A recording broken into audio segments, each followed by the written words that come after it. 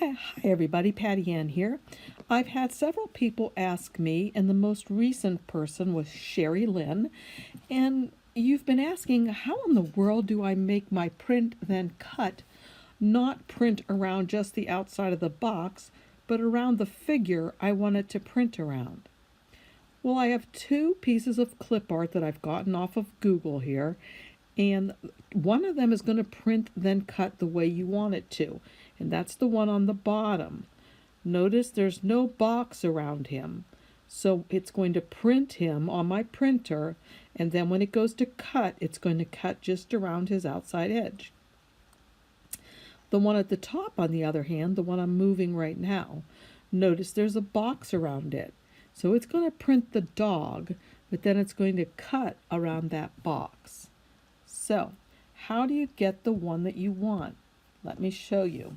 First, I'm going to come over here to this, and I'm going to find an image I want to use. There's the dog I had used. I'll use a different one this time. I'll use this guy. He's cute. So I'm going to save him. Save image. And now he's saved onto my iPad. And now I'm going to go back to Cricut Design Space. And I'm going to leave this red box here because it will help me show you more clearly whether there's a box around the image or not. And you may want to go to shapes and put a box behind yours as well. But let me show you. Now I'm going to come down here to upload, and I'm going to select from my photo library, and this is the guy I just put in. So here he is. Now notice what it says underneath of him. It says clean up your image using the tools below. Alright, if you look over on the right of him, that shows if I just had a cut file, what would cut.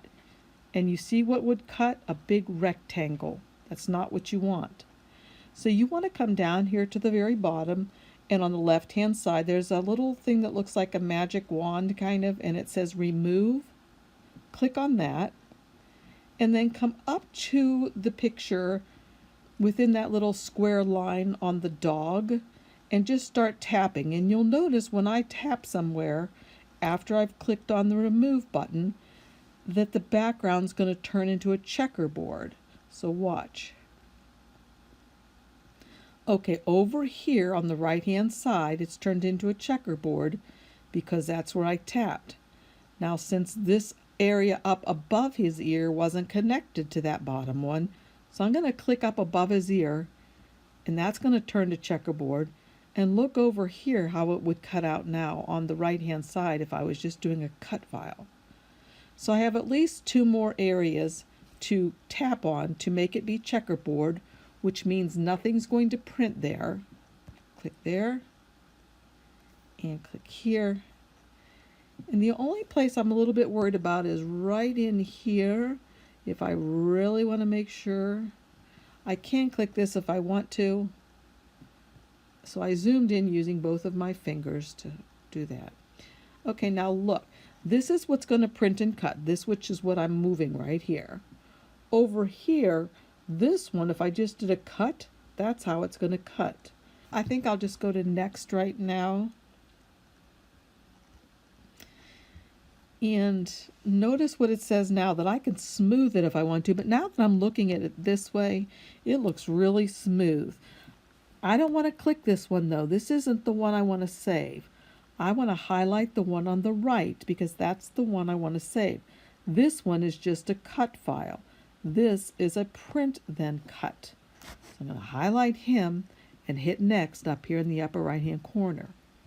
Alright, now I have two different images here. This one's the cut only. See, it says cut image up above it. And this one is the print then cut.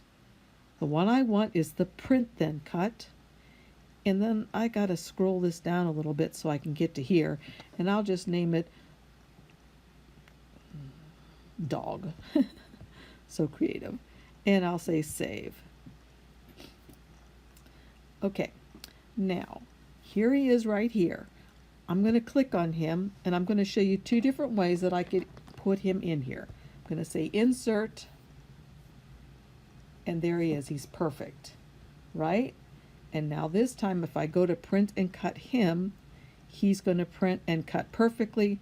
It's going to just print him and then cut around his whole head. On the other hand, if I had done it this way, watch. If I had done upload, take a photo from my library, gotten the same dog, and didn't clean up my image at all, I just went to next. And then I knew I wanted the print and cut one, so I clicked on this one and I said next. And I knew I don't want just a cut image, I want a print then cut. I'm going to call him dog, and I'm going to just say with background because I know there is one. Okay, done. Okay, so now what I'm going to do is I'm going to, oh, wait a minute. I must have done something wrong. Close, let's close. Upload, select. I think I didn't have the right one clicked. So here he is. Bringing him in again. I'm going to leave him like that. I want this guy, say next. Now this is where I messed up before. See how this box on the left is highlighted? I cannot have that one highlighted. I have to highlight the one on the right. And now I can name it dog with background and say done and save.